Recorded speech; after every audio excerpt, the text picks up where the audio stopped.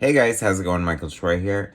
The 90s era Wolverine was totally lit, as evidenced by this gorgeous cover from Mark Texeira, written by Larry Hama from the 90s. This is the issue of Wolverine we are looking at today, number 61.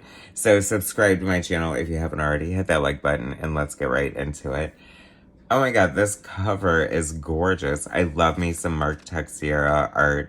I think I first discovered him on Ghost Rider, and, he's very much associated with Wolverine, possibly Punisher too. Just sort of like the slightly darker, edgier, grim and grittier Marvel characters. Larry Hama, I think, is widely known for his prolific work on G.I. Joe, who just really added so much to the comic book version of G.I. Joe that, is incomparable to the mythos.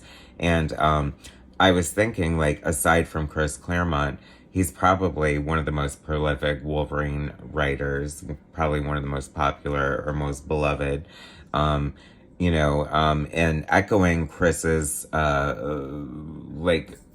success in comic book writing, how his runs have always been associated with great artists. I feel like Larry kind of has the same thing going for him via Mark Silvestri and Mark Texeira. Everybody loves this run. So that's what we're looking at. So let's get into it.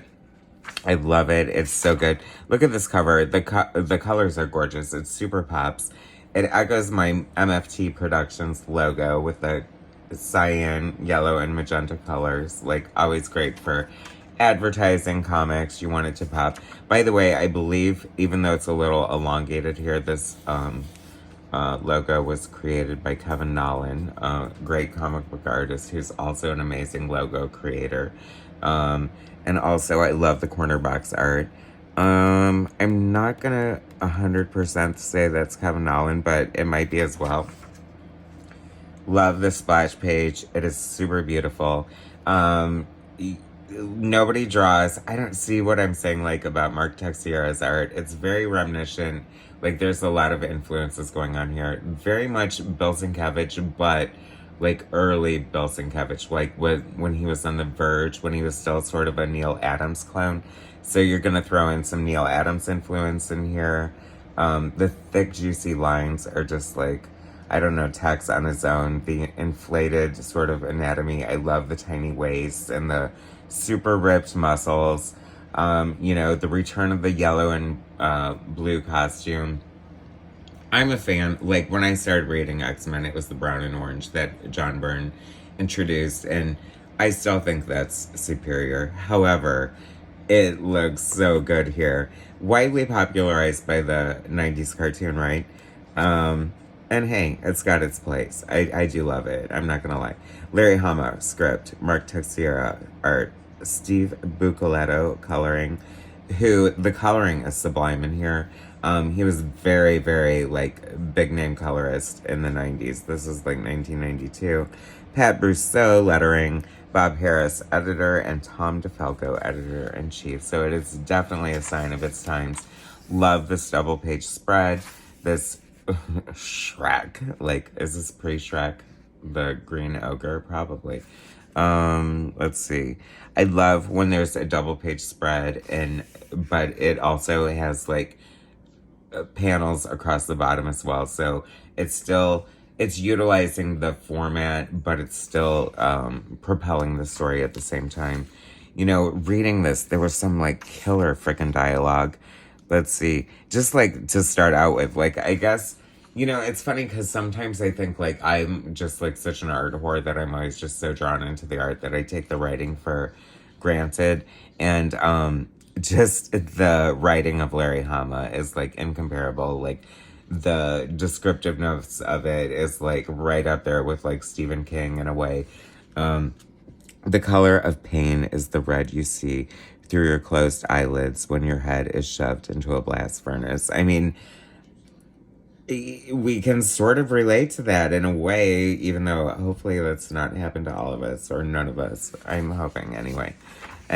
But so good. Oh my gosh, so good to see Sabretooth here, and also noteworthy, Mark Texeira would do that great Sabretooth miniseries with this gorgeous painted art. Like, he's one of those artists who, like, can paint as well as do amazing pen and ink work.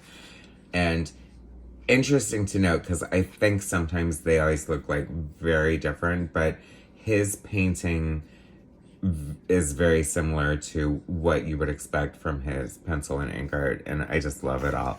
I see this is begging for an artist edition, the Mark Texeira run on Wolverine. Scott Dunbier, if you're watching, I hope you are. I mean, you should be, because like I'm full of great ideas, but we need an artist edition of this. Who would not love to see that? Chime in on the comments if you agree. Jubilee, I love Jubilee so much. You know, she's the Marvel version of Carrie Kelly from Dark Knight, and who's, you know, the female Robin. So it's a version of a version, and it's just kind of fun. Like, I love that they got away with it. Of course, Jim Lee created her, and she's so amazing. But I love Mark Texeira's version here. You know, it's so good. Love this helicarrier. Like, where are they? Is that... Oh, anyway, Nick Fury. Also fun, like, to see, like, some really great artists doing, like, some of your favorites throughout the Marvel Universe. That's always, like, fun to see little cameos. This is amazing. The Shield helicarrier, like, looks amazing. But kind of funny how, like, it's almost smiling in a way, giving me Warlock vibes from New Mutants. This is so good. I love when, you know, there's stylizing in the art, and just the angles, and, you know, I really have to give props to the colorist Steve Buccellato, who, it's funny because I feel like he was a little more like leaning into the effects at this point because it was kind of experimental, but like this is seemingly restrained for 90s, and I really like it. Like, it's so good. I feel like sometimes that 90s coloring got like way dark and oversaturated, especially at Image. Like, I'm sorry guys, but you know who I'm talking about. But the storytelling is sublime. This is just like great comic book storytelling. Like, I love the big head as he's like sort of, you know, like remembering or recalling the story. Like, this is stuff that I feel like there's been like a break from in comic book storytelling, and I'd love to see it, and please utilize it. Do everything you can in comics to make it, you know, make the most of your vehicle with the captions and the thought balloons and the sound effects and the, you know, the montages and things like that. Comics art is just a beautiful thing, and there's so many facets of it. Love this angle. Love that bird's eye view. Loved seeing Omega Red. It's so funny. Like, a character who I was just like, you know, didn't have like any super great affection for. He felt like sort of very manufactured from the 90s. But then re-encountering him in this flip through, I was like nostalgic for it in a lot of ways. Look at the hatching, the lighting, I mean, there's so much good art in here. Kirby dots.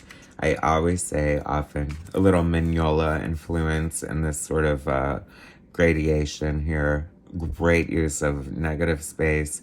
I mean, this is an artist's artist. And that said, some of this does look a little rushed, knowing how much he usually puts into some of his rendering. But it's beautiful nonetheless. He's kind of one of those artists who can just pull it off. I mean, wow, that is so great. And his storytelling is totally on point. I mean, he's just a master of his craft. I love Mark Texeira's art. I feel like you're going to be hard-pressed to find a comic book fan who doesn't like nice butt Wolverine. I'm sorry. But it's funny when that happens out of nowhere. Like, to be honest, I was just reading like the New Titans by illustrated by Nicholas Scott. Two distracting things. Their hair is too perfect. That's what I hated about the Twilight movies. It looked like I was looking at a freaking Supercuts like pick your hairdo catalog or something. Like the coiffs were like just out of control. And so Nicholas, like, everyone's butt is like perfect. Like, I can't stop staring at their butts. And they're just too cute. They're too gorgeous. Like, it's Like, how is that jiving with the inclusiveness? Like, can I get somebody who's fat, skinny, or I don't know, like just somebody with a pimple or something? Like, it's too much. Too distracting. Like, I don't care if they have problems. Like, I feel like you can get through them if you're that gorgeous. Anyway, I went on this tangent. I'm not making a point. I live here. Appropriate, yes. See how the art is kind of falling apart at the end. Anyway, you know, budget or deadlines. It's like, this is back in the day when monthlies were being created, and, you know, it's like a miracle, like they even did it. But then it's like, you get a money shot like that and all is forgiven. I love him slicing through the gun like no one else can. Him tossing this old school TV. Oh my gosh, like, I hated those box televisions. Were horrifying. Like, what the fuck? Like, how can, like, how was that, like, even possible? Like, I remember the last one I had, like, I couldn't even give it away. Like, I don't even think the trash would take it away. Like, you're ashamed for that, as you should be. Great shots of Wolverine all throughout. Iconic. I love, like, just, you know, it sort of reminds me of a little bit of, like, a Klaus Janson. And believe it or not, like, when John Byrne, like, inks himself and stuff, he will, for the foreshortening or just, like, to create depth of it, like, the closer objects have some really, I mean, that's a thick-ass line to outline this for just, like, line art, right? Don't you think, like, he kind of brings that? God, that looks so much like Jansen. You would almost think, like, he almost pinch hit it or something. And this, what a great shot there. Once again, makes me so happy that Mark Texeira drew the Sabretooth miniseries, because so good. Love that. Love the composition of this. What a great way to end. The Mark Texeira run is definitely amazing. I do think there was an omnibus recently that included this, but the issue on its own stands alone as a classic. Thanks for watching, guys. Subscribe to my channel if you haven't already. Hit that like button. I'll bring you more soon.